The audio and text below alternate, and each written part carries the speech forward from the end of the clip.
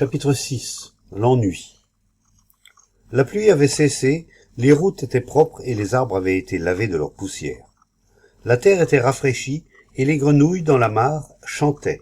Elles étaient grosses et leurs gorges s'enflaient de plaisir. De minuscules gouttes d'eau rendaient l'herbe étincelante et une atmosphère de paix profonde s'installait après cette violente averse. Le bétail était trempé jusqu'à l'os, mais n'était pourtant pas allé se mettre à l'abri de la pluie et broutait maintenant paisiblement.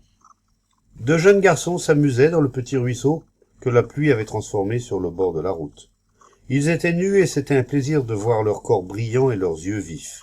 Ils s'amusaient comme jamais et comme ils étaient heureux. Rien d'autre n'avait d'importance, et ils répondirent par des sourires joyeux quand on leur adressa la parole, bien qu'ils ne comprennent pas un mot. Le soleil brillait à nouveau et les ombres étaient profondes. Comme il est nécessaire pour l'esprit de se purger de toute pensée, d'être constamment vide, non pas rendu vide, mais simplement vide, de mourir à toute pensée, à tous les souvenirs d'hier et à l'heure qui vient. Il est simple de mourir, il est difficile de continuer, car la continuité est l'effort d'être ou de ne pas être. L'effort est désir, et le désir ne peut mourir que lorsque l'esprit cesse d'acquérir. Qu'il est simple de seulement vivre, mais il ne faut pas que ce soit une forme de stagnation. Il y a un grand bonheur dans le non-vouloir, dans le fait de n'être pas quelque chose ou de ne pas aller quelque part. Lorsque l'esprit se purge de toute pensée, apparaît enfin le silence de la création. L'esprit n'est pas en repos aussi longtemps qu'il se meut en vue d'arriver. Car pour l'esprit, arriver veut dire réussir, et la réussite est toujours identique, du début à la fin. La purification de l'esprit n'existe pas s'il continue à élaborer les éléments de son propre devenir. Elle dit qu'elle avait toujours eu de l'activité, sous une forme ou une autre, soit avec ses enfants ou dans des affaires sociales ou dans le sport, mais que derrière cette activité, il y avait toujours un certain degré d'ennui, envahissant et persistant. Elle était fatiguée de la routine de la vie, du plaisir, de la douleur, de la flatterie et de tout le reste. L'ennui était comme un nuage qui s'était formé au-dessus de sa vie, d'aussi loin que remontaient ses souvenirs. Elle avait tenté de s'y soustraire, mais chaque nouvel intérêt devenait vite une autre source d'ennui, une inquiétude mortelle. Elle avait beaucoup lu et avait connu les divers épisodes tumultueux de la vie familiale, mais au travers de tout cela persistait toujours cet ennui inquiétant. Cela n'avait aucun rapport avec sa santé, car elle se portait fort bien. À quoi attribuez-vous votre ennui? Est-il le produit d'une quelconque frustration ou d'un désir fondamental qui aurait été contrarié? Non, pas précisément. Il y a eu quelques empêchements, mais qui ne m'ont jamais vraiment inquiété. Ou si cela s'est produit, j'y ai fait face de façon relativement intelligente, et cela ne m'a pas arrêté. Je ne pense pas non plus qu'il s'agisse de la frustration, car j'ai toujours réussi à obtenir ce que je voulais. Je n'ai jamais demandé la lune et j'ai su modérer mes envies. Mais pourtant ce sentiment d'ennui ne m'a jamais quitté, qu'il s'agisse de ma famille ou de mon travail. Que voulez-vous dire par ennui? Est-ce de l'insatisfaction? Serait-ce que rien ne vous a jamais donné entière satisfaction? Ce n'est pas exactement cela. J'éprouve un certain nombre d'insatisfactions, comme tout le monde, mais j'ai réussi à m'adapter à ces insatisfactions inévitables. À quoi vous intéressez-vous? Y a-t-il un intérêt profond dans votre vie? Non. Si j'avais eu un centre d'intérêt, je ne m'ennuierais pas, car je vous assure que je suis de nature quelqu'un de très enthousiaste, et si quelque chose avait présenté pour moi le moindre intérêt, j'aurais tout fait pour le conserver. Plusieurs choses m'ont intéressé de façon intermittente, mais toutes ont fini dans ce nuage d'ennui. Qu'entendez-vous par intérêt? Pourquoi y a-t-il cette différence entre l'intérêt et l'ennui? Qu'est-ce que l'intérêt? Vous vous intéressez à ce qui vous plaît et vous gratifie, n'est-ce pas? L'intérêt n'est-il pas une façon d'acquérir?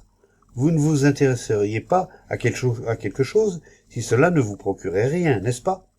L'intérêt est soutenu aussi longtemps qu'il y a acquisition. L'acquisition est la base de l'intérêt, n'est-ce pas? Vous avez essayé d'obtenir de la satisfaction de chacune des choses avec lesquelles vous êtes entré en contact, et après les avoir bien utilisées, elles ont fini par vous ennuyer. Toute acquisition est une forme d'ennui, de lassitude. Nous voulons de nouveaux jouets. Dès que nous perdons l'intérêt que nous portions à l'un d'eux, nous nous tournons vers un autre, et il y en a toujours de nouveaux. Nous nous tournons vers quelque chose afin de l'acquérir. On acquiert dans le plaisir, dans le savoir, la renommée, le pouvoir, l'efficacité, le fait de fonder une famille et ainsi de suite. Lorsque nous avons tous acquis d'une religion, d'un sauveur, notre intérêt tombe et nous nous tournons vers autre chose. Certains s'endorment dans une organisation et ne se réveillent jamais, et ceux qui finissent par se réveiller cherchent immédiatement une autre organisation où s'endormir. Ce mouvement de thésaurisation est appelé expansion de la pensée ou progrès. L'intérêt est-il toujours une forme d'acquisition? Vous est-il arrivé de vous intéresser à quelque chose dont vous ne retireriez rien, que ce soit une pièce, un jeu, une conversation, un livre ou quelqu'un? Si une peinture ne vous apporte rien, vous ne vous y arrêtez pas. Si quelqu'un ne vous stimule pas ou ne vous dérange pas d'une façon ou d'une autre, si vous n'obtenez ni plaisir ni douleur d'une relation, vous perdez tout intérêt, vous vous ennuyez. N'avez-vous pas remarqué? Si, mais je n'avais jamais envisagé les choses de cette façon. Vous ne seriez pas là si vous ne vouliez pas quelque chose. Vous voulez vous libérer de l'ennui. Comme je ne peux vous donner cette libération, vous retomberez dans l'ennui. Mais si nous arrivons à comprendre ensemble le mécanisme de l'acquisition, de l'intérêt et de l'ennui, nous déboucherons peut-être sur la libération. La liberté ne peut s'acquérir. Si elle est acquisition, elle devient vite ennuyeuse. L'acquisition n'engourdit-elle pas l'esprit? L'acquisition, positive ou négative, est un poids. Dès que vous possédez, tout intérêt cesse. En essayant d'obtenir, vous êtes plein d'intérêt et de vivacité. Mais la possession est un fardeau. Vous pouvez vouloir posséder davantage, mais ce genre de quête ne vous rapproche que de l'ennui. Vous essayez diverses formes d'acquisition, et aussi longtemps que cela vous demande un effort, l'intérêt demeure. Mais il y a toujours une fin à l'acquisition, et ainsi l'ennui est toujours présent. N'est-ce pas ce qui s'est produit? Je le suppose, mais je n'en ai pas saisi toute la signification. Cela ne saurait tarder. La possession est lassante pour l'esprit. L'acquisition, qu'il s'agisse du savoir, de bien, de la vertu, tend vers l'insensibilité. La nature de l'esprit est d'absorber, d'acquérir, n'est-ce pas? Ou plutôt, le modèle qu'il s'est établi répond à des notions d'accumulation, et c'est présentement dans cette activité que l'esprit aménage sa propre lassitude, son ennui. L'intérêt et la curiosité sont le début de l'acquisition, qui devient vite de l'ennui. Et le besoin d'être libéré de l'ennui exprime une autre forme de possession. Et l'esprit passe ainsi de l'ennui à l'intérêt pour revenir à l'ennui jusqu'à ce qu'il ressente une profonde lassitude. Et ce sont ces vagues successives d'intérêt et de lassitude que l'on nomme l'existence. Mais comment se libérer de l'acquisition sans acquérir à nouveau? Cela n'est possible qu'en laissant s'exprimer la vérité du processus complet de l'acquisition et en l'expérimentant, mais non en essayant de ne plus acquérir et d'être détaché. Le fait de ne plus thésauriser est également une forme d'acquisition qui, elle aussi, est vite lassante. La difficulté, si l'on peut dire, réside non pas dans la compréhension verbale de ce qui a été dit, mais dans le fait de reconnaître le faux pour le faux. Voir le vrai dans le faux est le début de la sagesse. La difficulté est d'arriver à ce que l'esprit soit parfaitement immobile, car l'esprit est toujours inquiet, il est toujours à la poursuite de quelque chose, acquérant ou répétant, cherchant et découvrant. L'esprit n'est jamais immobile, il est sans cesse en mouvement. Le passé, dont l'ombre masque le présent, fabrique son propre futur. C'est un mouvement dans le temps, et il n'y a pratiquement jamais d'intervalle entre les pensées. Une pensée en suit une autre, sans interruption. L'esprit ne cesse de s'aiguiser, et la lassitude s'ensuit. Si l'on taille un crayon sans arrêt, il n'en restera bientôt plus.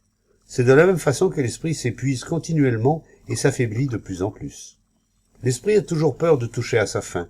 Mais la vie est une fin quotidienne. Vivre, c'est mourir à toutes les acquisitions, aux souvenirs, aux expériences, au passé. Comment la vie peut-elle être compatible avec l'expérience? L'expérience est un savoir, un souvenir. Et la mémoire est-elle l'état de l'expérience? Dans l'état de l'expérience, la mémoire, le souvenir, fait-il fonction d'expérimentateur? Se purger l'esprit, c'est vivre, c'est créer. La beauté réside dans le fait de faire l'expérience, et non dans l'expérience elle-même. Car l'expérience fait partie du passé, et le passé, lui, ne fait pas d'expérience. Ce n'est pas vivant. Se purger l'esprit, c'est s'assurer de la tranquillité du cœur.